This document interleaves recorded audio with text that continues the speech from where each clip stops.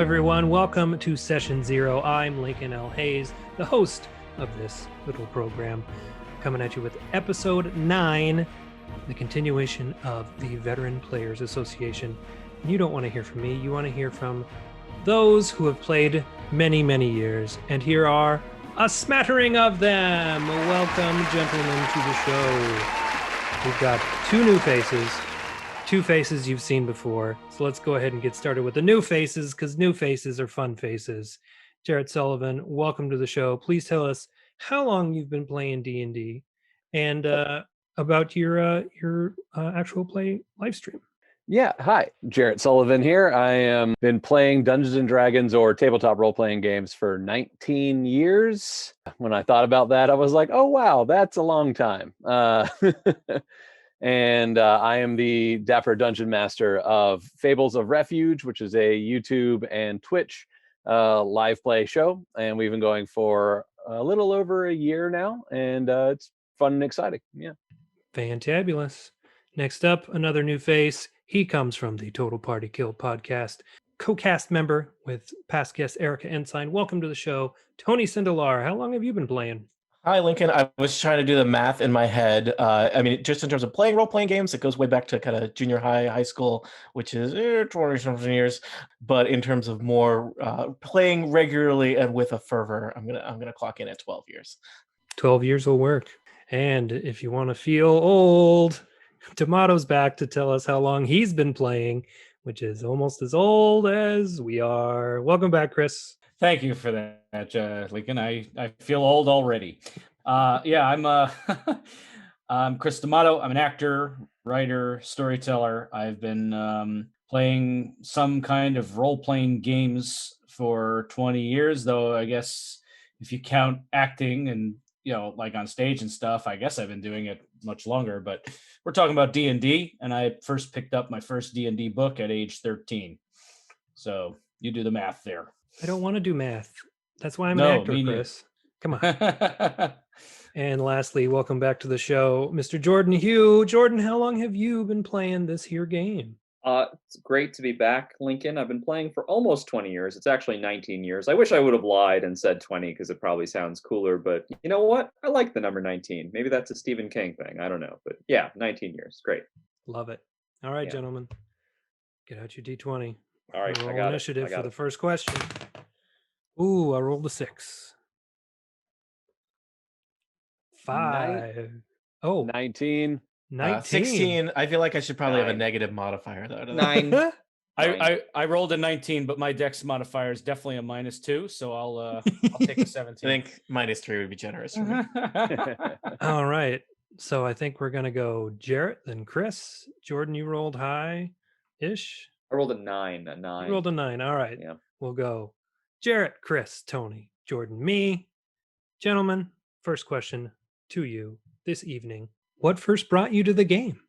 Jarrett, what made you sit down with a pencil and paper and say, how does all this work? Well, I think every nerdy kid that was born in the 80s knew about Dungeons and Dragons, right? Like through Satanic Panic and all those times, but I was a little too young for it then. My brother had the AD&D original book with the crazy statue with the giant gym, the guys climbing on it. And it always fascinated me, but I had no idea what that was about. And then the Star Wars D20 system came out, and as a just huge Star Wars nerd my whole life, that turned out to be like the thing where a buddy of mine had the core rule book and we all made Jedi, and then we were playing all summer in our friend's attic, and instead of a basement we went up the stairs. Yeah, and it was a little hot. Their parents very kindly put a window unit up there for us, but we'd play 6, 8, 10 hour long sessions of Star Wars RPG. My buddy Chuck was the game master, and ever since then I never looked back. And then 3.5 was out around that same time, and that next year in college we just got into 3.5 and just kept going. Delightful. Chris D'Amato, you touched on it in your first appearance on the show. I did. I'll give a summer camp. Yeah, so it was like it was a summer theater program that I was a part of, and what led to D&D coming out of this is this particular summer camp did 2 plays in repertory with the same cast. So if you had like a big role in one play, you had a smaller role in the other play. So for the play that I had kind of a lot of backstage time just to hang around, one of the other actors was like older guy. I still am in touch with him. And he was like, "Hey, you want to play D&D?" I was like, "What the fuck is that?" I didn't even know what it was. Honestly, I never even heard of it. And he was just like, "It's a role playing game." And he showed me the book. I'm like, I'm 13 years old. I'm not reading that. He's like, no, you don't need to know how to replay. I will just tell me what your character would do, and I will do all the rolling and all that stuff. I said, okay. And I knew within minutes that this would consume my life. I was hooked. The person I was a player, a PC died in that very first game backstage during a show. And it was like, oh my God, this is deadly. This is crazy. Anything can happen. And I fell in love right away and went out, and he was playing second edition. But by this time, third had just kind of really hit the shelves when I was 13 years old. So I went to Barnes and Noble like that night and bought the player's handbook for third edition and started reading. And the rest is history. I love that you did that you went to the bookstore and bought the thing right away. I feel like I did the exact same thing. Not playing with you the first time, because Chris introduced me to Dungeons and Dragons. But when I started playing 5th edition, I immediately got online and was like, Player's Handbook, $50. Shit. Facebook Marketplace, when I still had a Facebook account. Somebody's like, yeah, I have one. It's got a couple scratches on the back cover. I'll give it to you for 25. And I said, sold. That's the one I have today. And I read it cover to cover. I like sat in bed and insisted on reading it all the way through. And even though I wasn't understanding all of it, I was like soaking it up like a sponge. I was hooked. It's dedication. And it's good to do that, because then when you learn what the stuff meant, you go, oh, that's what that is. Yeah. Well, and I knew right away that I wanted to be a DM. I'm like, oh, that guy knows all the mysteries. He knows the secrets. I have to learn this. So, yeah. Once I started DMing, I had the same mindset of, wow, it's really weird being a player and not knowing what's next. I don't like that uncertainty. Tony, welcome to the show. As I said before, what brought you to Dungeons and Dragons? I was, a lifelong nerd, so definitely dabbled in AD&D back in junior high in the early 90s, and played some of the Star Wars West End D6 based role-playing game a million years ago. But I would say what kind of really got me back into it was, flash forward many years, late 2000s, 4th edition came out. I was a couple years out of grad school, and had all of a friend group that was very interested in it. A lot of people in that group had basically never played D&D, but they were the kids who had a handbook that somebody had given them, or they had read the rule book but never had enough friends to actually play it. And there was a group that was very interested in playing, and we assembled a group. I was just a player in that, and I learned how to build a character and do that. And that it kind of it all carried away from there. One of the players in that group was Dan Morin, who I do dungeon mastering and playing with on the Total Party Kill podcast. So once I had an online group as well. Now look at me, I'm playing Dungeons and Dragons multiple nights a week. I'm trapped. I can't get out. Here I am. It's a good trap to be in. Amen to that. And Jordan, what brought you to the game? I feel like I have a really weird answer to this question. I'll try to keep it short. When I was a little kid, we had the local comic book store, and I used to go there to buy comics, but I also would buy packs of Magic the Gathering cards. And I actually didn't know how to play because I was buying them when I was like 7 and 8 years old, and I just liked the art, and I liked to imagine the world that they lived in, and I would read the little booklets about Dominaria and all that stuff. But then also in the comics, same place, I would read the comics, and there would be these advertisements for the Dragonlance series, and you would see these epic, gorgeous, high fantasy, kind of pulpy covers. And I was like, what is this world? And something started to kind of coalesce in my mind that there was this thing out there that I didn't really know about. And Chris and I have this buddy, Charlie, and it was actually, I played my first game of Dungeons and Dragons with our friend Charlie. He had a group running a Watchers of Faerun campaign. And it was running on 3.5 at the time. And I played my first game. Our game master, our DM was a guy named Ted. And I just looked at what Ted was doing, and I was like, I want to be the storyteller. I want to be that guy. So very similar with your experience of being the one to know the mysteries, right, Chris? Yes, same kind of thing. and for you, Lincoln, as well. I'm sure for all of us. And I just thought, okay, now I can actually build that world that I had previously just glimpsed through cards about this big, or the pages of just cover advertisements for Dragonlance. And as I said in the previous episode, I've been playing for about 3 years. First game that Chris and I played was, what do you think? Maybe 2013-ish, 2012, 2013, something like that. Played 2 games of 3.5, and then we never played again. So I have no experience with anything other than 5th edition at this point, and a little bit of 4th edition rule set from Neverwinter Nights 2, the video game. Which brings me to my next question. Let's roll again. I got a 10. I may be doing really well. I got a 16. This dice. 19. 9. That's a 5, baby. All right, Jordan first. All right. Of the different editions that you've played, what are some pros and cons of each? So, I mean, no offense to anyone, especially not to Tony, who I know started on 4th edition, but I think this is the case for a lot of players. It was the case for me. So if I mentioned I started playing about 19 years ago, that was prime time for Dungeons and Dragons 3.5. That was like the 3.5 core time for that. So I learned on that. And then 4th edition came out, and a lot of us saw what 4th edition was, and we were like, we're just going to ignore it. And we just kept playing 3.5. And apparently an awful lot of people did that. That's the consensus I gather from online stuff as well.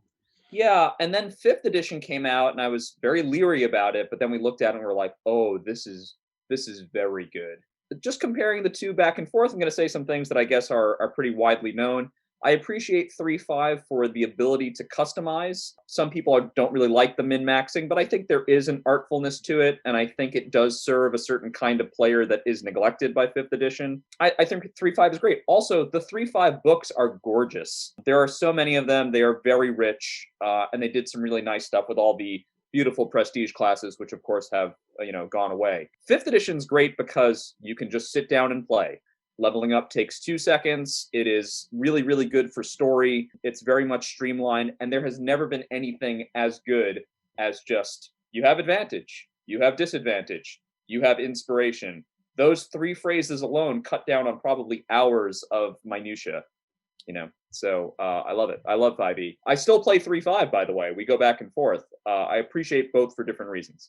I did not know that about advantage, disadvantage, inspiration, because I throw that shit out like it's fucking candy in a parade. Yeah, it didn't used to be there. You would have really tough stuff in 3.5 where you'd be like, the hill is muddy. You have a -5 to this roll. Unless your friend is helping you, then you get +2 back. It was just too complicated. That's math. Math, no!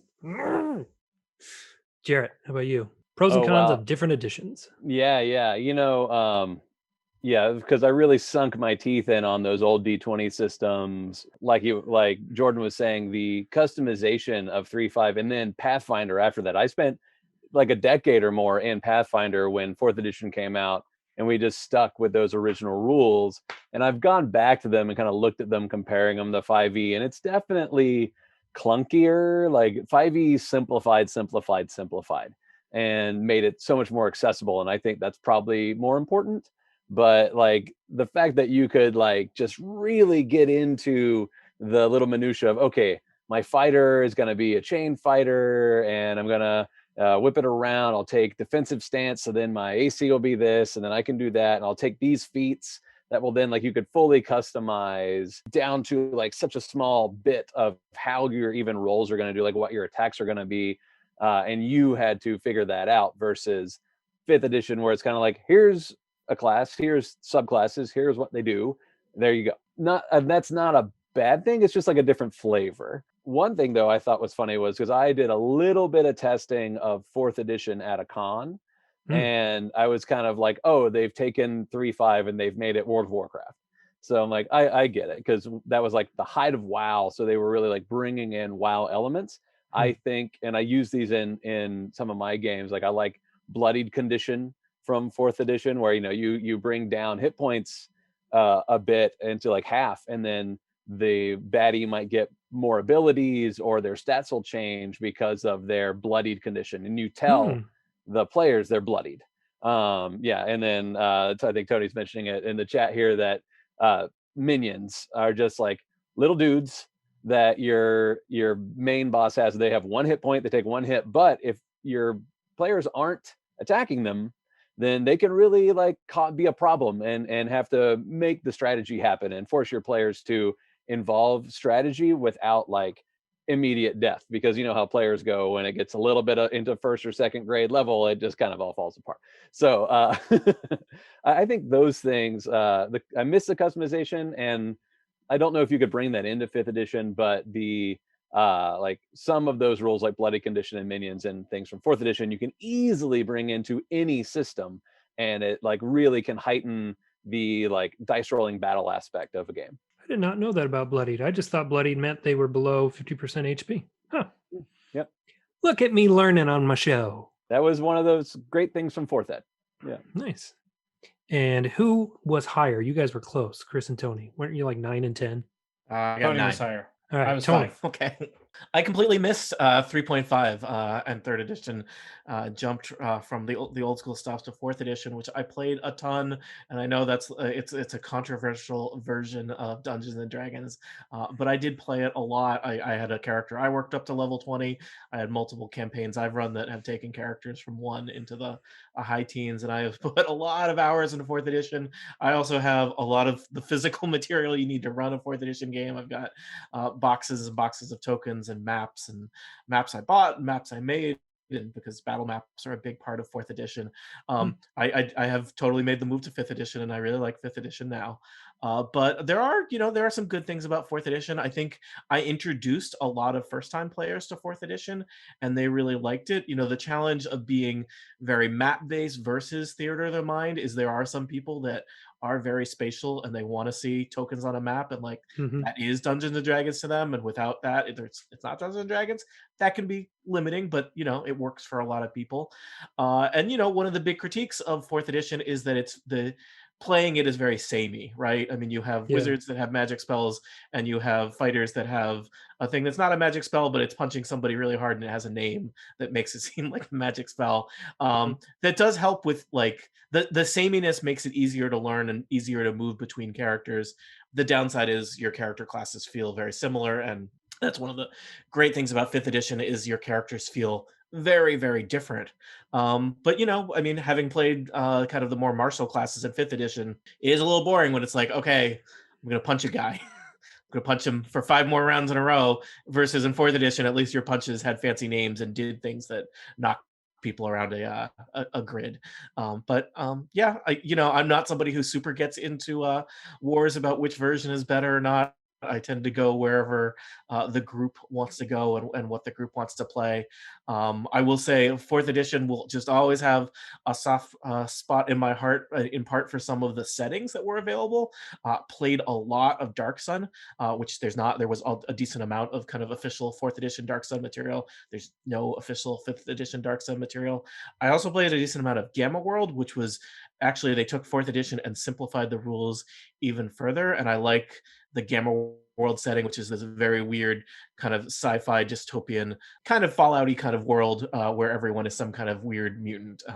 So I enjoy that setting, and so to get that setting, you don't have to go to that rule set, but it is a convenient place to go for that rule set.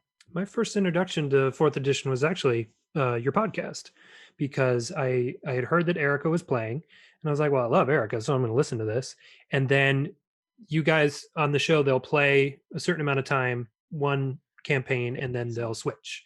And they'll rotate out some cast members, they'll change DMs, and they'll run a whole different adventure. And then you switch to this one, and all of a sudden the rules were just a little bit different, and people were phrasing things in just a little bit different ways. And that's when you started saying things were bloodied, and I was like, what's happening? And I actually Googled it. I was like, what is this? And they're like, 4th edition.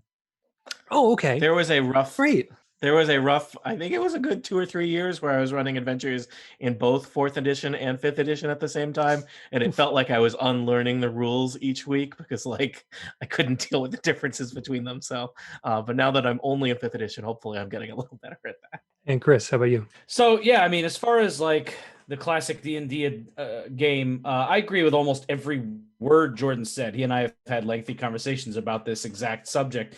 But just to add my kind of flavor to it, I almost think of it like, because I started on, I technically started on 2, but I really dove in headfirst with 3.5. I've played the classic original Dungeons and Dragons. I play 5th almost like maybe 90% of the time now. We do dabble back in 3.5 because it was like, that's like my second favorite if I had to pick a second favorite. But it's like older people with rock and roll, and it's like it's always the next thing.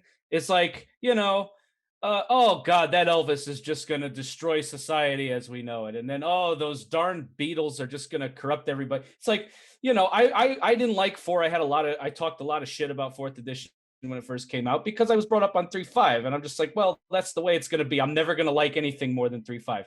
Now I did end up liking 5th edition. To me, look, what is D&D ultimately about? Are you gonna text your friends a few years from now that you played with and say, man, when that -6 to get up that hill was up and I rolled like a 7, that was crazy? No, you're saying, holy shit, I fell into the beholder's den, or holy shit, do you remember that time you banished that bartender to the infernal plane accidentally? Your spell went haywire. It's about the moments. It's about the story. So whatever edition connects the player to the story the most, that's what matters. So I don't care if people like 4th or 1st or whatever the hell. That's also why I like 5, though, because combat is fun if there's meaning to it and there's like a reason to be fighting the thing or person you're fighting. But if nothing sucks more than being in a really climactic battle and then you have to stop to discuss how many feet of rope you can toss out on this thing, and is it across a 60-foot gap or a 70-foot gap? Is it on a 90-degree slope? What's the map? +8, +6? Who gives a shit? You're fighting a lich. Just go. So anyway, that's my whole thing. If I have to give one advantage to 3.5 that I can enjoy still, besides the customability, which has been brought up ad nauseum, I'm gonna roll. This is gonna be 2 seconds. I'm gonna roll away. Watch this. Woo! Okay. Unprecedented. Is he okay? Amen. Fifth, and I don't know how they would do it because level 20 is crazy. You're gods at level 20 in 5th edition. But I always enjoyed this stuff from 3.5. Epic level. The idea that like you get to 20 and then like they just had so much supplemental material for 3.5. I still haven't mined even half of it, I feel like. So, that's kind of where I'm at with it. Give me some epic level stuff. I remember when we started playing, 4th edition was out, and you were like, we're not playing that shit. We're playing 3.5 because it's better. And I was like, I don't know what you're saying, Chris. I bought dice. I went to Midtown Comics and I bought some dice. Can I play with them now? Yeah. Here, you had a follow-up. Yeah, I was just thinking about, I think Chris is 100% right. It's like, what tells the story best? What gets people to play? That's the biggest thing. Who cares if it's 1st edition or 2nd or 3rd or 5th or whatever? If you like the setting, if your player's having fun, none of that matters. But then also I was thinking like we've still kind of stuck in that D&D verse so much, but there's also like GURPS. It's just a generic user role play system. Or the Age system that's out now that's pretty cool. The Star Wars system that's out now that's really like success and failures with like potential for like huge reward on even a failure or like potential disaster on a success. And like it kind of changes the flavor and the way things go. So like, and I think playing these editions can really, or different versions, new games can really bring something to your game that you run. Even if it's 5th edition, I can still think, oh man, back in the D20 Modern days, did anybody ever play D20 Modern? Like, I feel like I was one of those nerds who never even like you had it, but couldn't go. But it was like, oh, it's the Matrix. It's, it's steampunky. It's kind of cyberpunk. Like it's all these things in a system they made that never really took off. But that setting like blew my mind. We essentially LARPed it at our like hometown coffee shop that we played in. So like we spent time, we made characters and we basically LARPed it at the coffee shop. And our DM set it up like a LARP where it was taking place in our town. And so it was like where we were was where we were. And that really like that play mindset and those different things that, like, besides rules, that like different editions, different games kind of bring forth in the story, you can take those things and bring them into your game, regardless of what edition you're playing. And I think that's very valuable. Absolutely. It's like literally anything else in, your education. It's like, is classic Roman literature really going to do you any good? Probably not. But those stories and those themes and things, especially as many of us are performers, you can pull from all of those different things. So if there is something from 3, 5, or 4 that you really liked, you just make it a house rule. You're like, this was a thing before, and I think it was cool, and I'm going to do it now. Because the great thing about this game is that they're just guidelines, just like in Pirates of the Caribbean. They're more like guidelines. 100%. So do what you want. It's your fucking game. Yep. Jordan, you had a follow-up. Yeah, Jarrett, I don't know if you saw, but Chris and I, our faces lit up when you said the words D20 Modern, because we've run so many games using that system. D20 Modern, if I could just speak about that very quickly, which was just like basically like, hey, 3-5, but we're not going to tie it to high fantasy. And they had an interesting system with talents and action points and things like that. That system was basically like freebasing ingenuity, just like scooping up inspiration and rubbing it on your gums. It was like, whatever you can think of, this system can support. We ran superhero games on that thing. We ran mafia games on that thing. We ran like turf war, street wars styled stuff on that system. It was so flexible and adaptable, and it actually really embraced the customization aspects of 3.5 to say, you can customize this game so far as that you create a new game out of it, which is where I think 3.5 actually just edges 5e a little bit for me. Even though I love 5e and I'm mostly going to be playing 5e and it's real convenient to run, especially online, 3.5 does have that little bit of something extra to it. Tony, you actually dropped something into the chat that has been brought up, not specifically about additions, but in leveling up specifically. Jess mentioned it about monks, but you said 4th and 5th drop off after you get about halfway up. Yeah, go into that. And and some of that I think is probably just a symptom of most characters don't level up that much. A lot of campaigns probably die out after a year, but I have been impressed. What I've seen of 3.5 has all this high level stuff, and 4th edition it's pretty scant, and 5th edition it's really scant. I have a group right now that just is about to hit level 10 for a 5th edition group, and it's like, I'm not sure what to run next. And it's tricky. I'm running multiple campaigns, and I usually have kind of one campaign that is entirely out of my head, and then other campaigns that are running a published adventure. So I know other people would never use a published adventure. I rely on them a lot, especially when I'm running multiple campaigns at a time. And it's hard when the further up you get. It's like, yeah, there's 2 things that are at level 15. Pick A or B. I'm getting there too. I'm running Curse of Strahd with my group, and they're level 9. And the idea being that, we'll get to 10 and then they'll fight Strahd. And then after that, I'm not sure yet. I don't know. And I have, a couple books with a couple things in them, but they're not full campaigns. They're just adventures. And I pretty much run adventures until I'm inspired by something. And then I will write something and we'll do like my own adventure within the story that we've created. And we're actually about to do that in one of my newer games. I created this bounty hunter character who's going to kidnap my wife's character. And it's going to be awesome. I can't wait.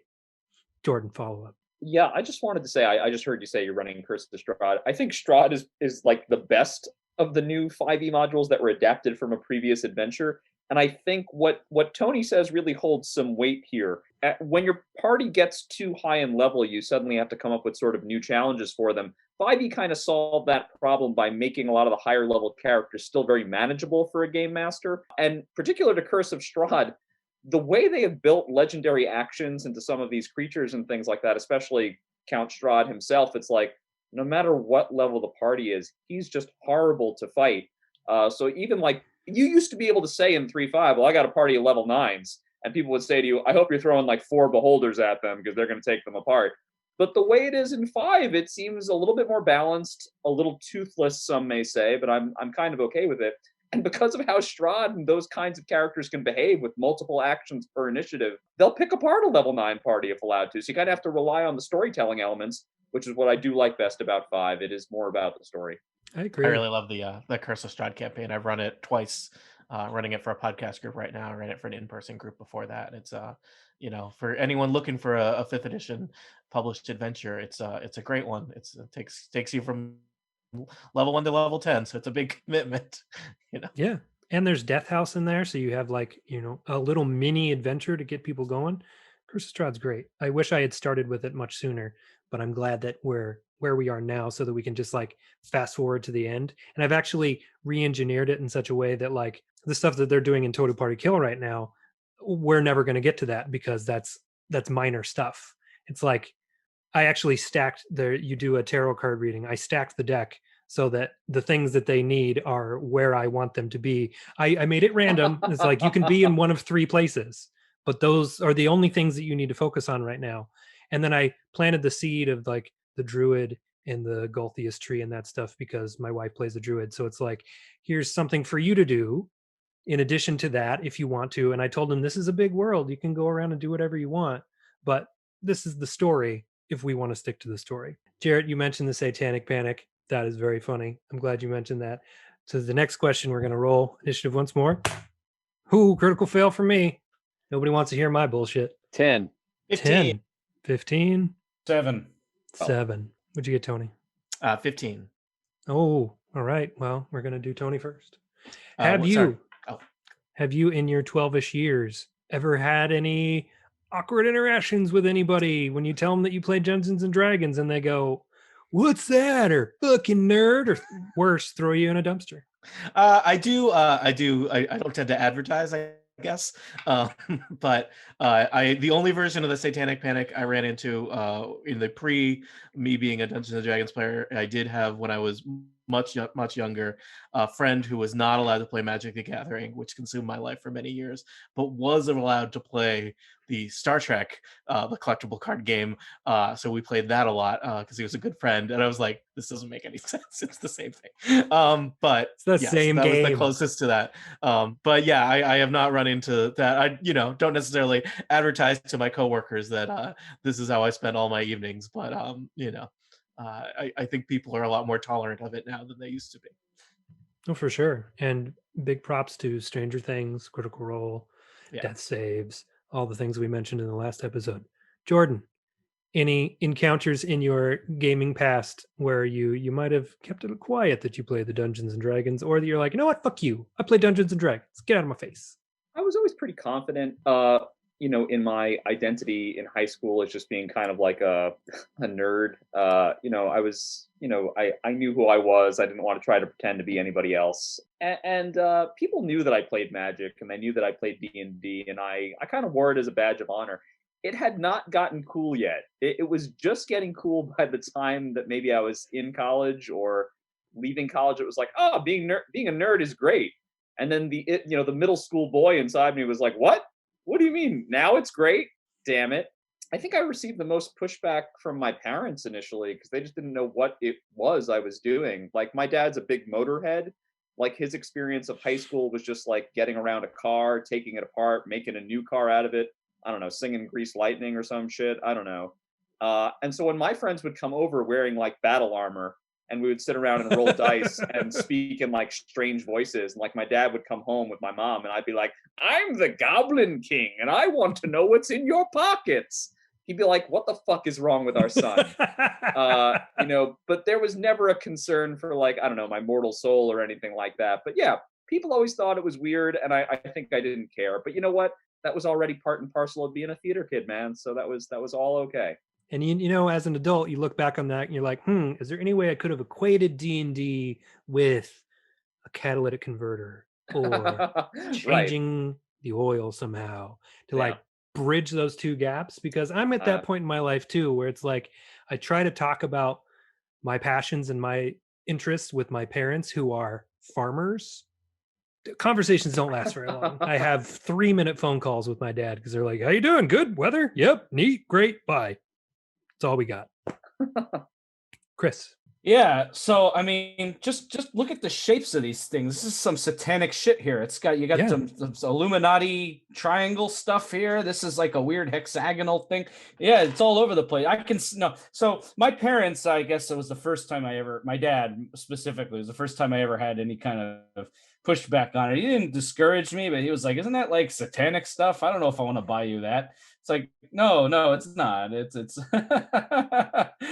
little moments, nothing too big, but I sympathize very much with Jordan. I had a very eclectic and wide. I was a bit of a wild kid, so I had a weird ability to make friends in different cliques. My high school was very cliquey, but I was like, I could get rowdy with the jocks, and then I have theater rehearsal, and then I go hang out with my buddies who are like kind of video game and nerd kind of people, and it's like, so I had like a whole bunch of different things going on, and so I love that nerd culture has become culture. It's all the things that you used to get wedgies and looked at like, what's comic books and all that, that's mainstream culture now. And there's a lot of reasons for that I'm sure we've touched down on different shows and movies, and I started noticing it really on the ascendance of Game of Thrones. But there's lots of things that have permeated the mainstream culture. I guess the only other funny thing I can connect to somebody on here who might remember some of these memories. But when we were in college, you couldn't play D&D really late in the dorms because noise or whatever, or there wasn't enough space, and so you'd find these like pockets off campus in the student center. Or we had this place called the Rathskeller, which was like this dungeon underneath the student center with all these tables. Looks like an old drinking hall, and you're not really supposed to be in there, but we would play late, and usually we wouldn't be bothered. But every once in a while, a public safety officer would stroll by and not get it. Just would not, like, what the fuck are you doing in here? What is this? What is all this shit? They just looked at like, Goblin King. Let's see your ID, kid. Yeah, and just like, I think especially, and for some reason, even though I think high fantasy is technically nerdier in my opinion, like Star Wars role playing always got that reaction. Like, really, you fucking 22-year-olds are pretending you're Jedi? What is this? But that's something that happened. Pretending we're Jedi or living our best life, sir. Go. Yeah, who's pretending? Come on. I think every college campus had that urban legend about somebody getting lost in steam tunnels playing D&D that always made campus security nervous about what's going on with these dice. Exactly. How many steps away are you from being a missing persons case? I have to explore the depths of the University of Northern Colorado. And Jarrett, I believe I skipped you an initiative, so I apologize. You can have advantage on this one. About Satanic Panic, like I was born in '83, so that kind of happened around like 85, I think, was really when the Satanic Panic happened, or maybe a little earlier. But that still lingered because I lived in the Bible Belt. So in my small city in North Carolina, even when I was in college, there were like meetings at churches about if it's okay to read Harry Potter, right? So that's the kind of like mindset of people in my city. So it always was there. So I was always a nerd. There was no escaping that. But so like we were interested in Dungeons and Dragons. We wanted to play it, but you had just, all you kind of knew about it was that like people thought it led to devil worship or something. And that never made sense if you actually thought about it, but people often don't think about things at all. So we were interested in playing Dungeons and Dragons. My buddy Brent, instead of buying, it was probably third edition. It might have still been second. It was kind of dead times. But he actually sort of invented a tabletop role-playing game with his own rules and things, because we weren't going to play Dungeons and Dragons. That's for those devil worshippers. And then he just realized, and then we were like 14. So then he actually bought, like, I think third edition probably came out when we were like 16. He probably bought that and was thumbed around in it, but we never really played it. And then when Star Wars came out, we were like, we're not going to play D&D. We're not those nerds, but we're going to play Star Wars.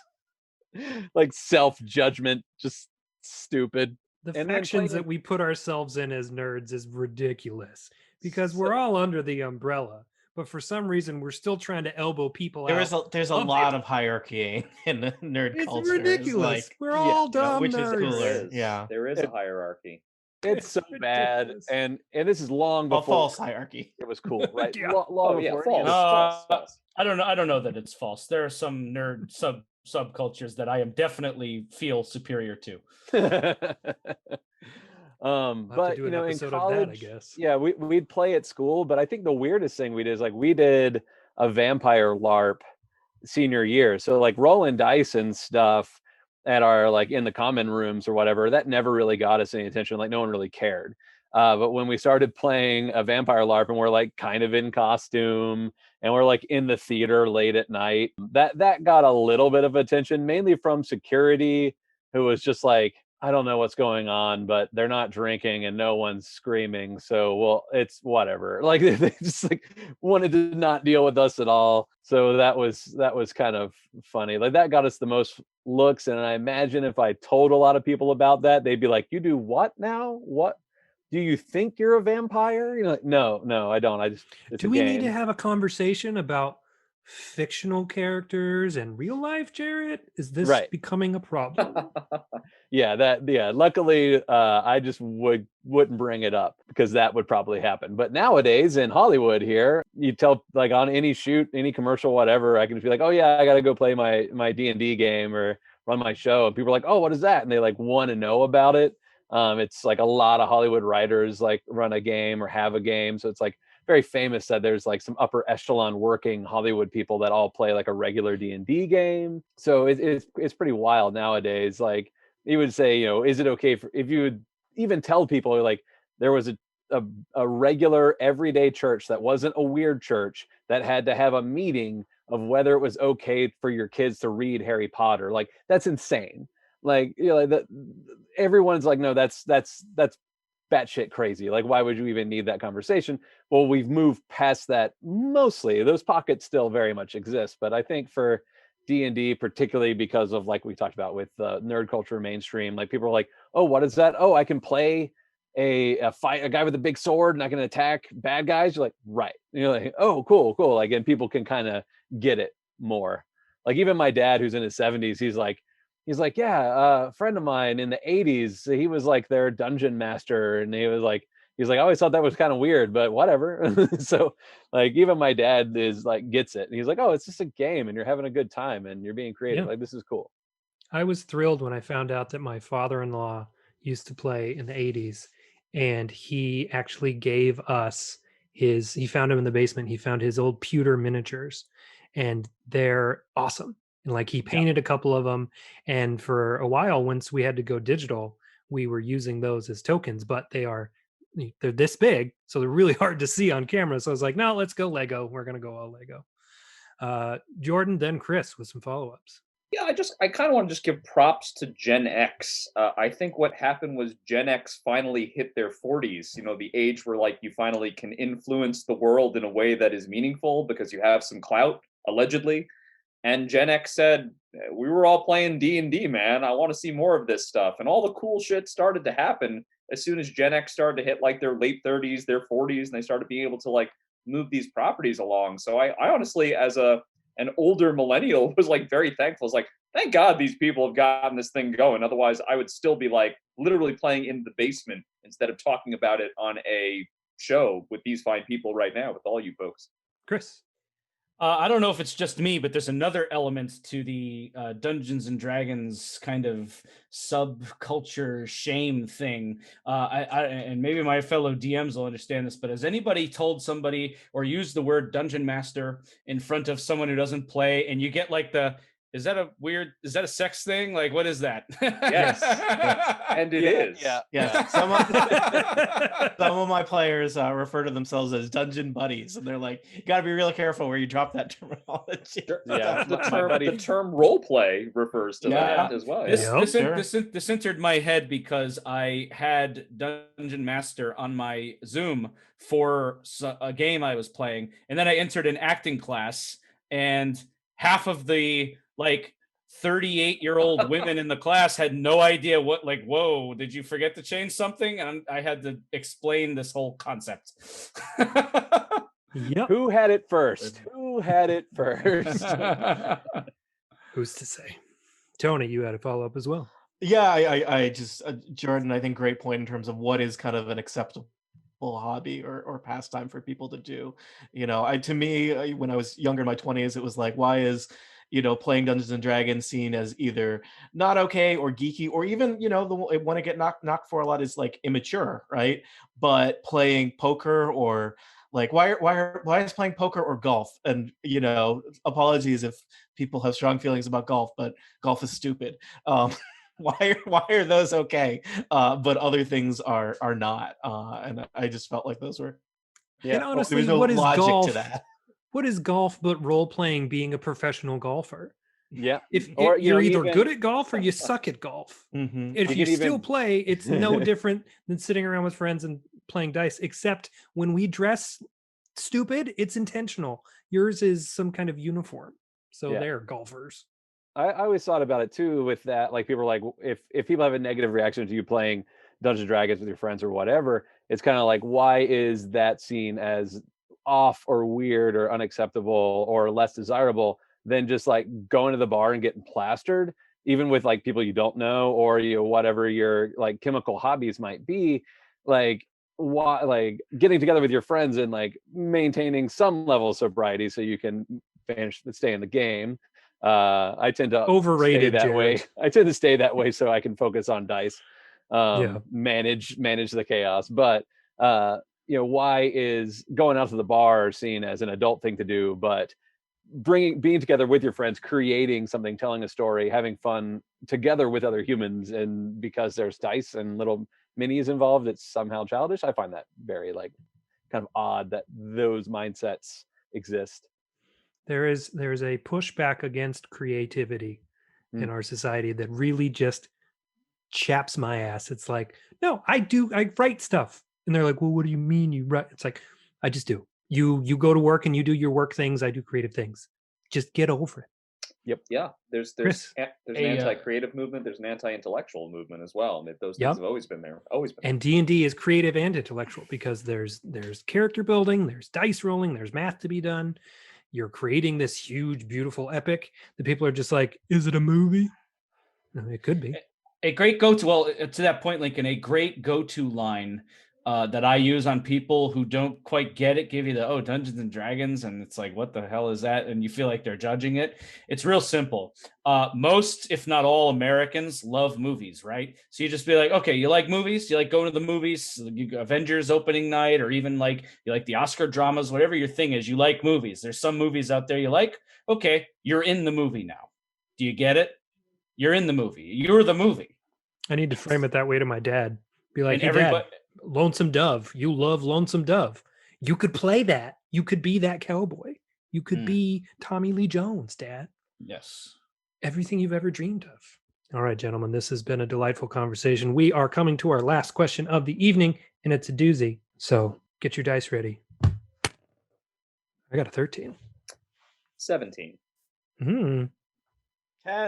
10. I also got a 17, but I have a lower dex than Jordan, so 16. Roll off. Critical failure. All right. Got Well- 11 on the roll off. 12 on the roll-off. All right, so you're All the higher right. 17. Death Star. What Yes, sir. keeps you coming back to the table? That's an easy question. That to me, I mean, it's an interesting question. It's a good question. I'm not like, telling you to fuck off on your own show, Lincoln. What I am Appreciate saying that. is that what I am saying is that to me is a quick answer. It's is there a stories to tell? If the answer to that is no, well, then I'm gonna leave this earth because that's my purpose. So, as long as there's a story to tell, there's a reason to sit down at the table. And as long as there are friends you want to spend time with and commune with and connect with and share in laughter and excitement, that's what keeps me coming back. It's always the moments. It's always the laughs. It's always and a little bit of the excitement of the dice, I guess, is if we want something connected to the actual mechanics of the game, it's that you just, you can be as good. You can be a level 20 necromancer and you're the top wizard in the land, and you roll that one, a 1 comes up on that roll and you botched it and you are going to get hurt. And that's so there's always that kind of it's the unexpected, it's the laughter, it's the connectivity. I echo that, especially because one of the games I'm playing right now, I am playing with 2 strangers. They are friends of friends. I was asked to be in the game, and it's the first time I've ever played with people that I don't know. And I count them as friends now because we have such a good time every 2 weeks when we play this game. And it's because we keep coming back. Jordan, how about you? I've said something similar on this show before, and I recognize it's a little pretentious, but it's true. It's not just that the game is fun, or that the game is compelling, or that I have a passion for it, or it keeps me driven. It's that I've started to come to the realization the game's actually very important. That telling stories is this elemental part of our humanity, and it's really how I add texture and richness to my life. Every time I've seen a beautiful play or read a novel that has moved me, or listened to a beautiful piece of music, I feel like I am adding something that enriches my life and gives it greater meaning. When I'm telling these stories that come from myself, that are completed by the other people sitting around the table, I never feel more alive than in those moments. I feel like it's just something really unparalleled in its beauty. You never get to create like that with anyone else doing anything else. Yes. Yes. Tony, what keeps you coming back? As a forever dungeon master, I'm not an actor like many of you. Dungeons and Dragons and running Dungeons and Dragons lives at this kind of intersection of planning and improvisation for me that are not things that are my expertise, but things I very much enjoy.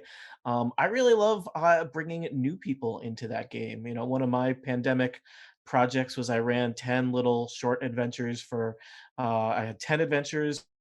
There were 26 characters across those adventures because you got to you got to play for 4 adventures and then you graduated. And I brought in a bunch of people who had never played Dungeons and Dragons before, who were available because they couldn't go anywhere, and we were playing online. And it was so exciting to see what that meant to different people, and what they wanted to make a character do. And as long as there's people out there that I can share this joy with, my work is not done. So.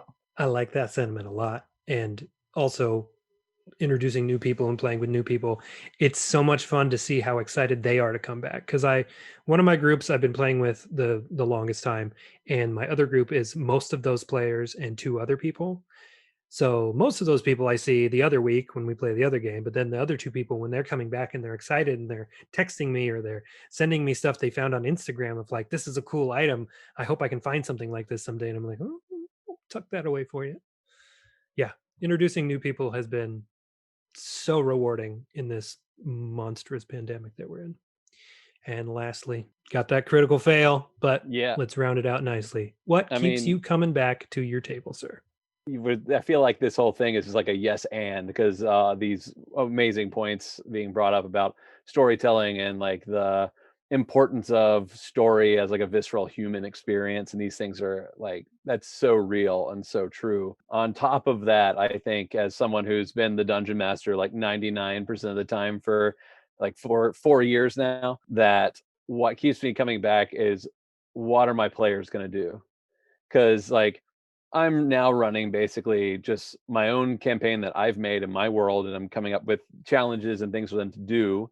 But even when I was running modules, or even if I'm like adapting a module, like you kind of think how it's going to go, and you're like, okay, it's probably going to go this way. We can do this, we can do that, blah, blah, blah, blah. And then when they hit you with that curve, and sometimes that's really frustrating, but often that's just like my brain did not go that direction, and be like, oh, okay, yeah. And then like you start, they're inputting in, and then you're changing and improvising on your side, and they're bringing something to it that you never could, and enhancing that whole experience for everyone.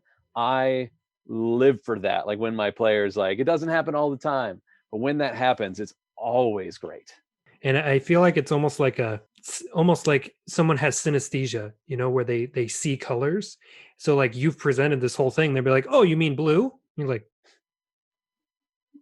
yes, I do. Wow. And then all of a sudden you have a greater concept of this world that you created because somebody said something that you didn't even think of, like, well, what color are all the buildings here? And you're like, they're gray. And now it's colored the whole thing for you because who cares what buildings look like? That player did. And now they have tiled roofs.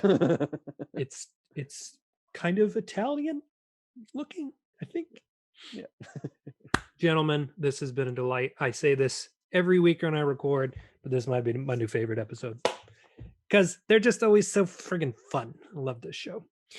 We have come to the end, which means it's time for plugs. We'll start with you, Jarrett. Tell us where people can find you online, where they can find your show and anything you might have coming up when this drops in February. February. All right.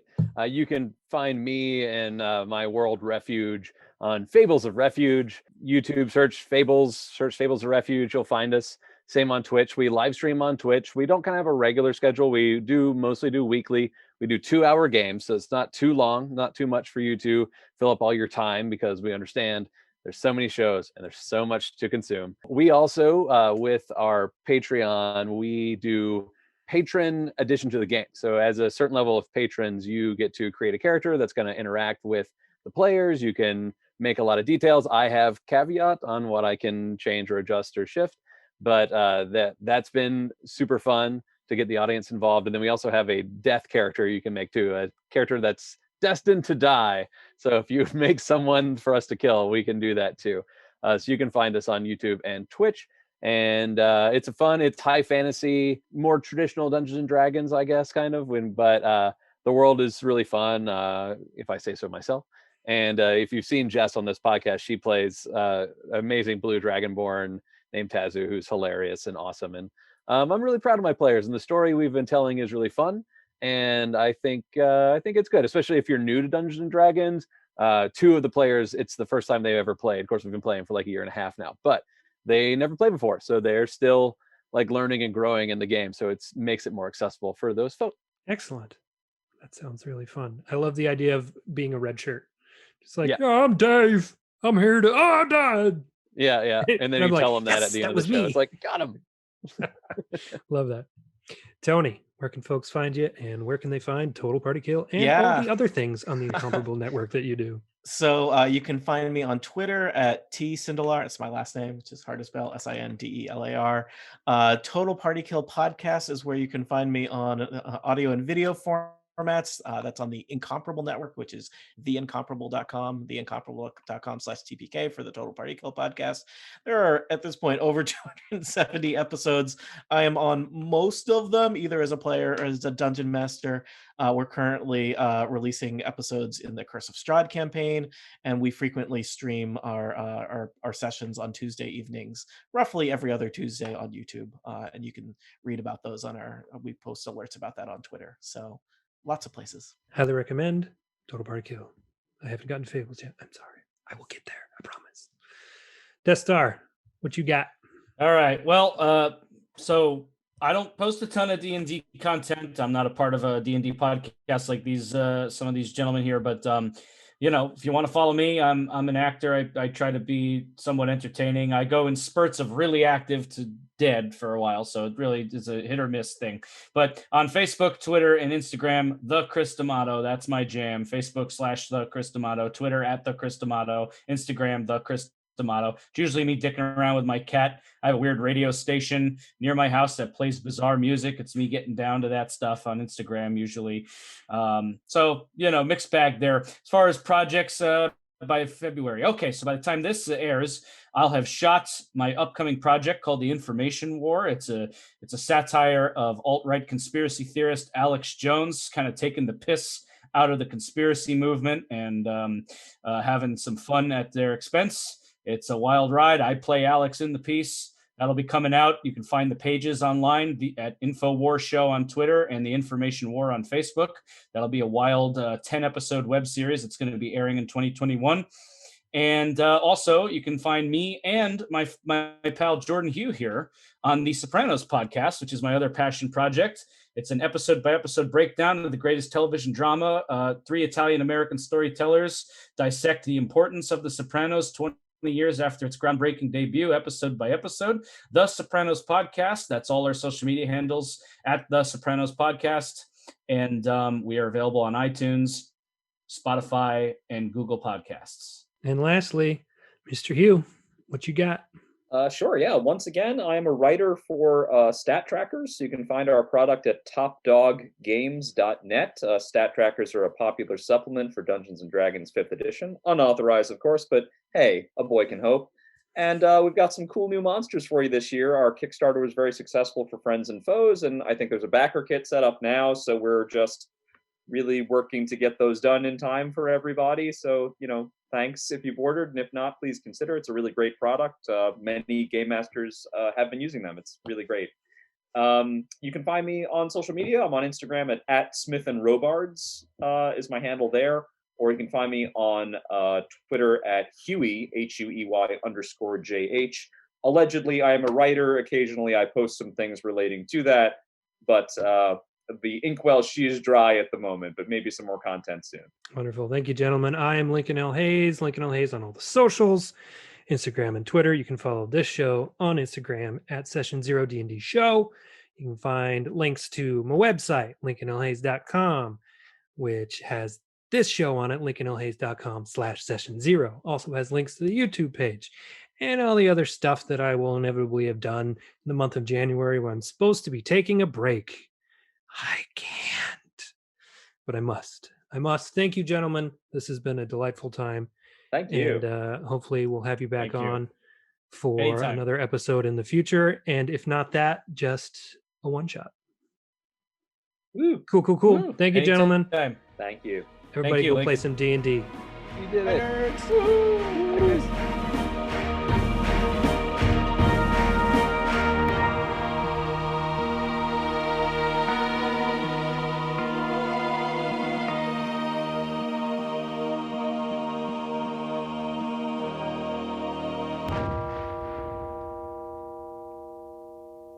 Hey, it's me again. Did that seem like fun? All that D&D talk? Well, I could teach you if you want. Just go to my website, lincolnlhayes.com/storytelling, and take a look. I can teach it a couple hours, run through the basics with you, do a small session, see what you think. I can run it for just you and a couple friends, you and your family, you and some coworkers. What do you got to lose?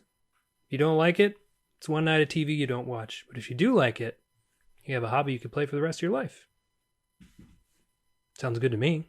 Head over to my website, lincolnlhayes.com/storytelling. Let's chat. And thanks for watching Session Zero. See you next week.